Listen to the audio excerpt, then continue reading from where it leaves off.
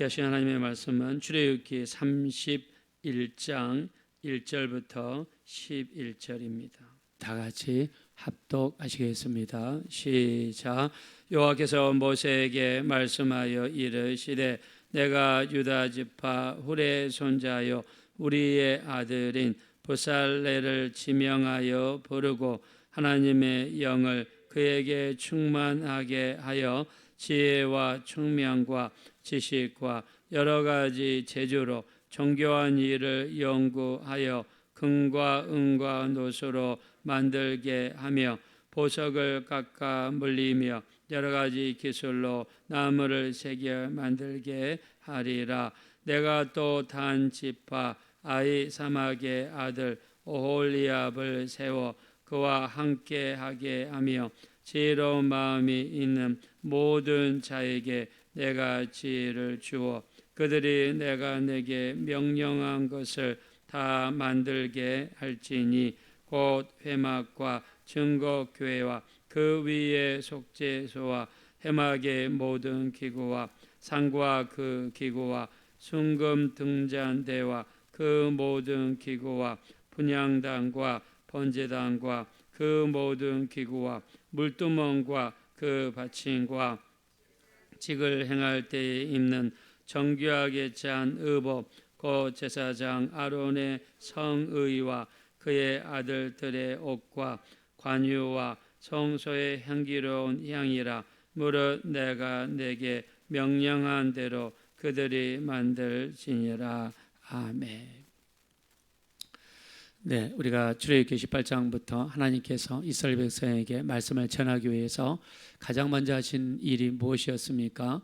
이틀 동안 거룩하게 하는 일을 하라. 그리고 3일째 되는 날에 시내산 밑에까지 모여라. 그리고 누구든지 산 위에 올라온 자가 있으면 죽음을 맞이하게 될 것이다. 자, 하나님 앞에 모이기 위해서 이스라엘 백성들에게 명령하신 첫 번째 하나님의 명령은 거룩이었죠. 자, 이스라엘 백성들을 거룩하게 만드셨고 거룩한 상태의 3일째 되셨을 때 하나님께서는 자신의 모습을 백성들에게 드러내셨습니다. 천둥과 번개 가운데 말씀하시는 하나님의 모습, 하나님께서 모세를 통해서 말씀을 하십니다. 자, 그리고 주신 것이 무엇입니까? 출애굽기 20장에 십계명을 백성들에게 주셨습니다.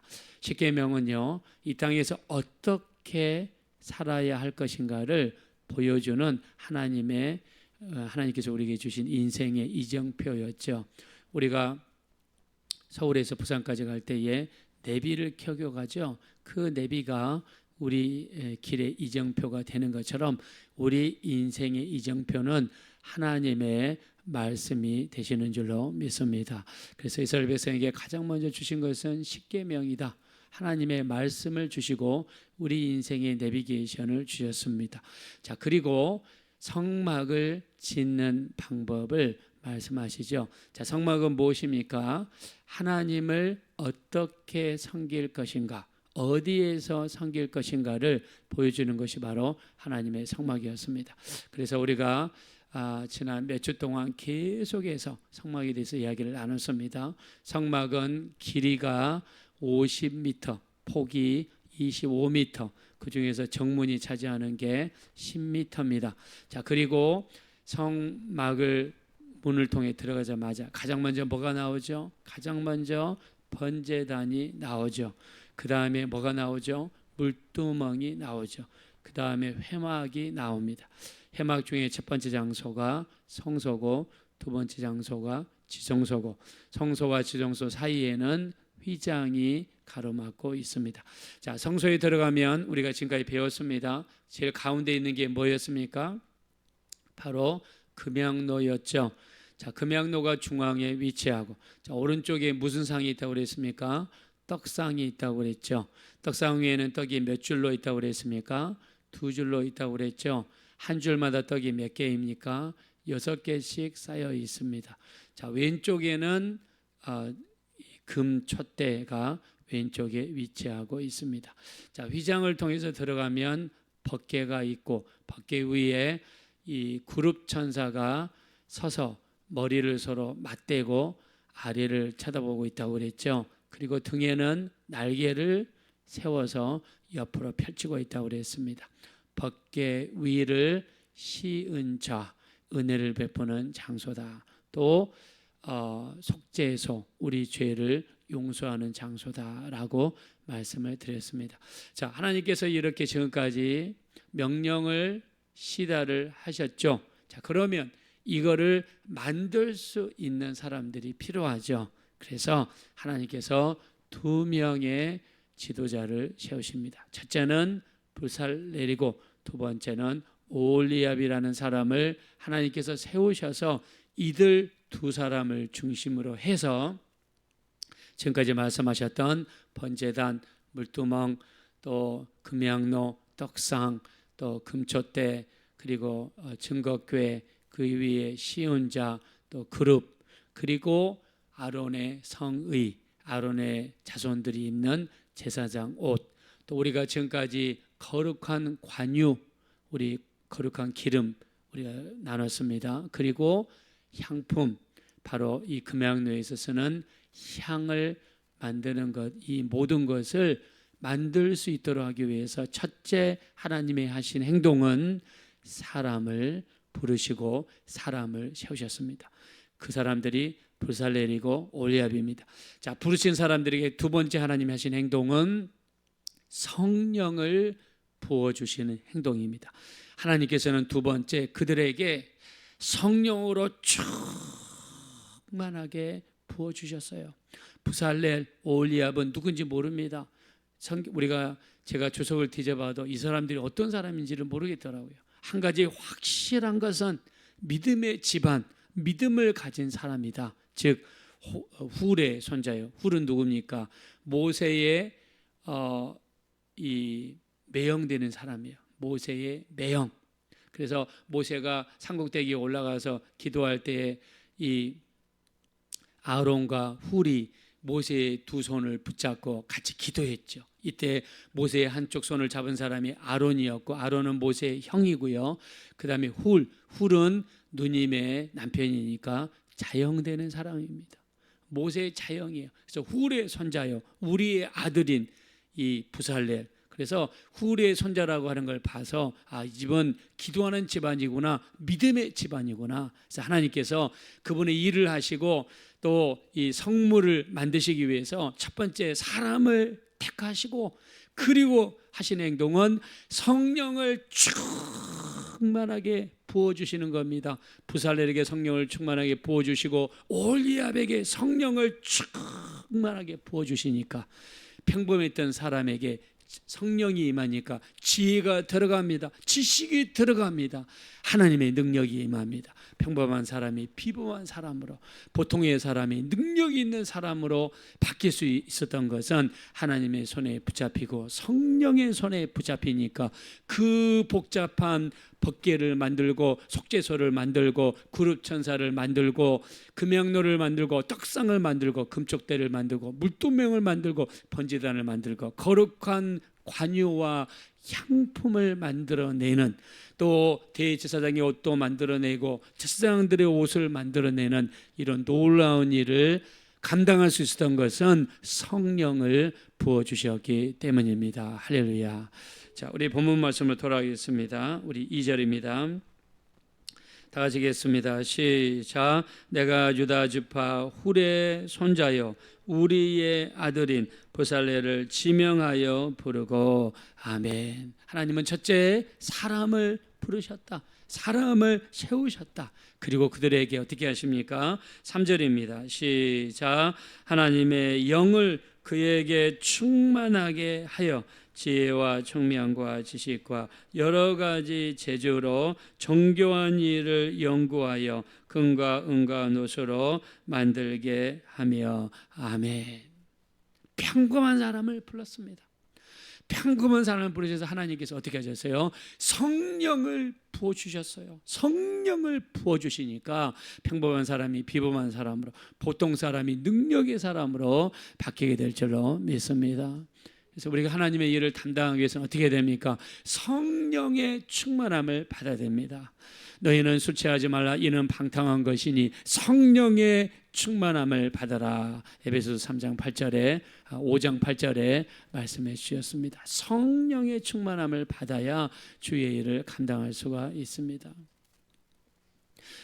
우리 하나님께서는 사람을 쓰세요. 하나님 쓰시는 방법은 너무나 놀랍습니다. 우리가 구약에 보면 아모스라고 하는 사람이 있죠. 아모스는 그가 대단한 어떤 사람이어서 하나님 쓰신 것이 아니에요. 아모스는 우리 자기를 어떻게 소개하고 있냐면 나는 목자여 뽕을 제비하는 자다라고 자기를 표현했습니다. 나는 목자다. 나는 뽕을 제비하는 사람이다. 아모스서 7장 14절에 나는 목자다. 나는 뽕을 제비하는 사람이다. 밖에 나가서 농사 짓는 사람입니다. 밖에 나가서 뽕을 재배하고 뽕잎을 따서 누이를 키우고 누이를 키운 다음에 그걸로 꼬치를 만들고 거기에서 씨를 뽑아내서 씨를 파는 사람이에요. 근데 이런 평범한 사람에게 하나님의 성령께서 임하시니까 평범한 사람이 비범한 사람으로 보통 사람이 능력의 사람으로 바뀌어서 하나님 앞에 쓰임받는 놀라운 사람으로 바뀌었습니다.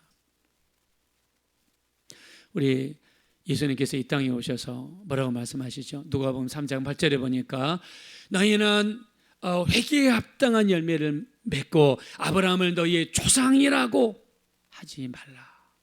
하나님은 능히 이 돌들로도 아브라함의 자손이 되게 하시리라. 이스라엘 백성들에게 선민사상이 강했습니다.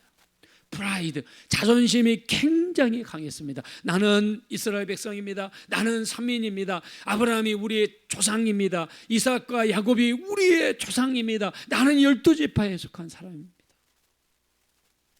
족보를 자랑하고 명예를 자랑하고 가족을 자랑하고 자기의 어떤 육체적인 것을 자랑하는 것을 예수님이 금했습니다. 그러면서 너희는 회개에 합당한 열매를 맺고 아브라함이 너희의 조상이라고 하지 말라.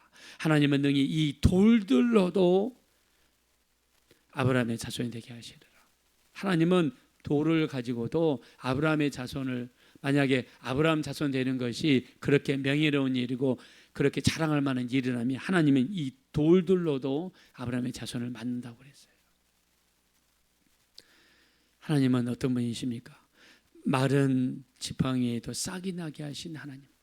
마른 지팡이, 여러분 살아있는 나무에 싹이 나는 것이지 마른 나무에 싹이 날 수가 없죠. 그러나 하나님이 일하시면 마른 지팡이에도 싹이 나게 하시는 분이고 마른 뼈들도 서로 연결되게 하고 그 위에 힘줄이 나오게 하고 그 위에 살이 나오게 하고 그 위에 가죽이 덮이게 하고 그리고 그 속에 생기를 집어넣어서 큰 군대를 만드셔서 능히 일할 수 있는 분이 하나님이 되시는 줄로 믿습니다. 그래서 우리가 에스겔서 37장 7절에 보니까 뼈들이 연결되게 하라. 그 위에 힘줄이 연결되게 하라. 그 위에 살이 오르게 하라. 그 위에 가죽이 덮이게 하라. 그리고 말씀을 선포하실 때 생기가 들어가서 큰 군대를 일으키시는 하나님이십니다. 하나님은 이렇게도 하실 수 있어요. 하나님께서 기드온을 미디안과 전쟁할 때 기드온을 보내실 때 어떻게 합니까? 기드온이 모인 군사들을 다 모아보니까 32,000명밖에 되지 않습니다. 근데 미디안은 얼마나 많든지 이 바닷가에 있는 모래처럼 많고 약대와 그리고 군사들이 바닷가에 있는 모래처럼 많더라 그랬습니다. 몇십만 명이 쳐들어왔는데 32,000명으로 감당하기 어렵죠. 근데 하나님께서 이렇게 말씀하시죠. 사사기 7장 2절에 보니까 이스라엘이 나를 거슬려 스스로 자랑하여 내 손으로 나를 구원하였다 할까 함이니라 하고 두려워서 떠는 자는 돌아가라 하니까 22,000명이 돌아갔습니다. 아직도 많다. 물가에 데리고 와서 물을 먹을 때 다리에 힘이 빠져가지고 무릎을 꿇고 물을 먹었던 자들 9,700명을 돌아가라고 했습니다. 무릎 꿇지 않고 꿋꿋하게 두 손으로 모아서 경계를 하면서 물을 마셨던 300명을 통해서 약대와 군사의 수가 바닷가의 모래와 같은 그 수많은 사람을 능히 물리칠 수 있으신 분이 우리 하나님이 되시는 줄로 믿습니다. 하나님은 돌들로도 아브라함의 자손을 만들 수 있는 분이요, 마른 뼈를 연결시켜서 큰 군대를 만들 수 있는 분이시요. 하나님께서는요, 오늘 우리 부살레가 오홀리압과 같이 이 중대한 성막 만드는 이 일을 평범한 사람을 통해서도 능히 감당할 수 있는 분이 되십니다. 관건은 무엇입니까? 우리가 하나님의 손에 붙잡히는 것입니다. 우리가 성령께 붙잡히는 것입니다. 우리가 하나님의 손에 붙잡히는 것입니다. 우리가 기도하고 말씀 붙잡고 죄를 지어도 다시 일어나 회개하고 하나님의 손에 붙잡히기 위해서, 성령께 붙잡히기 위해서 몸부림치고 노력한다 그러면 부살렐과 오홀리압과 같은 평범한 사람을 통해서도 하나님은 놀라운 일을 이루어 주시게 될 줄로 믿습니다. 그래서 우리는 성령에 붙잡히는 것이 얼마나 중요한가, 얼마나 중요한가. 우리는 자랑해서는 안 됩니다. 자랑하면 하나님이 일하지 않습니다. 아까 말씀드렸지 않습니까? 이스라엘이 나를 거슬려 스스로 자랑하여 내 손으로 나를 구원하였다 할까 함이니라. 이것 때문에 32,000명을 중에서 31,700명을 돌아가게 하시고 300명을 통해서도 하나님이 일할 수 있습니다. 우리 고린도전서 1장 26절입니다. 형제들아, 주 안에서 너희의 부르심을 보라. 육체를 따라 지혜로운 자가 많지 아니하며 능한 자가 많지 아니하며 문볼 좋은 자가 많지 아니하도다. 하나님께서는 미련한 자를 택하셔서 지혜로운 자를 부끄럽게 하려 하시고 약한 자들을 택하셔서 강한 자들을 부끄럽게 하려 하시고 천하고 멸시받고 없는 자들을 택하셔서 있는 것들을 피하려 하려 하시나니 아무 육체라도 하나님 앞에서 자랑하지 못하게 하려 하심이라. 여러분, 교회는 계급장을 잘하는 곳이 아닙니다. 내가 사회에서 무슨 일을 했고 그것을 자랑하고 그걸 사람들로부터 인정받는 곳이 아닙니다. 교회는 의인을 부르신 곳이 아니라 지인을 부르신 곳입니다.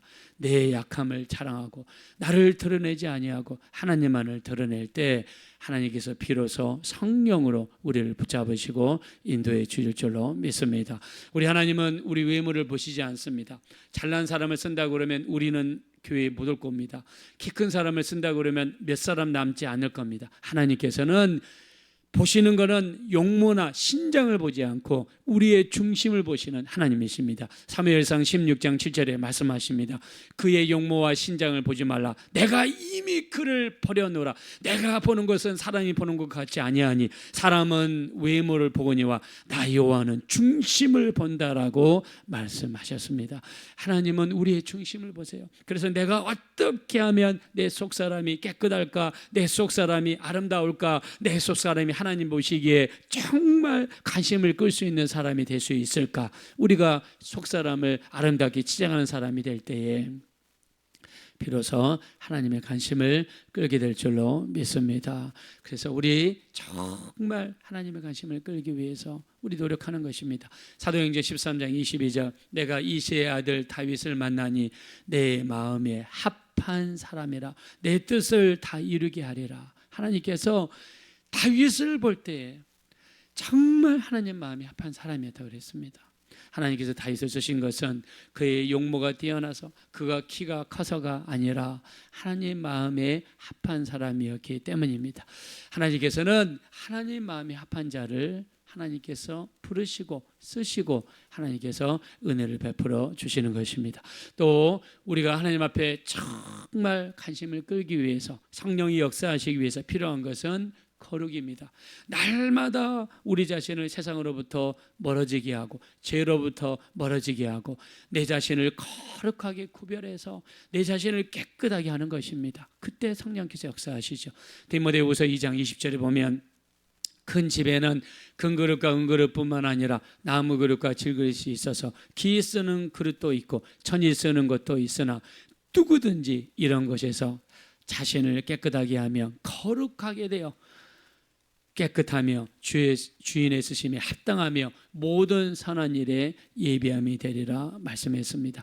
내가 금그릇과 은그릇이 아니다 할지라도 나무 그릇과 질그릇이라 할지라도 누구든지 이런 것에서 자신을 깨끗하게 하면 거룩하게 되어 주인의 쓰심에 합당하며 모든 선한 일에 이비함이 되리라 말씀했습니다.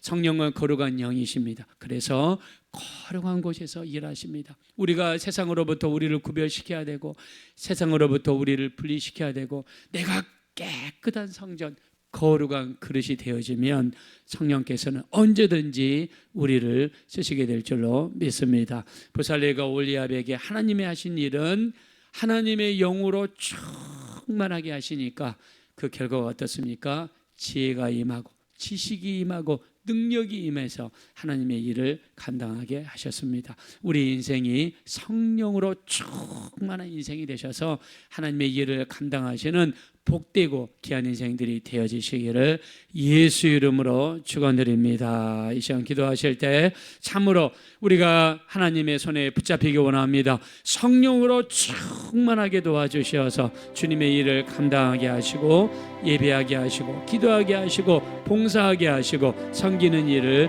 감당할 수 있도록 마지막 때 성령으로 충만하게 우리를 붙들어 주시옵소서. 우리 합심으로 간절히 기도하겠습니다. 돌아오시고 잡으라신 하나님 진심으로 감사합니다. 하나님께서 부살레엘과 올리압을 부르신 다음에 그들에게 하신 행동은 하나님께서 그들에게 하나님의 영으로 성령으로 충만하게 부어주시는 일이었습니다. 우리가 이 마지막 때 성령으로 충만하기 원합니다. 하나님의 손에 붙잡히기를 원합니다. 하나님의 영으로 충만하기 원합니다. 어리석고 미련하고 어둔하고 아둔하며 무엇을 해야 될지 어디를 가야 될지 어떻게 해야 될지 한 치 앞도 내다볼 수 없는 어둔하고 아둔한 인생입니다. 참으로 우리 하나님 부족합니다.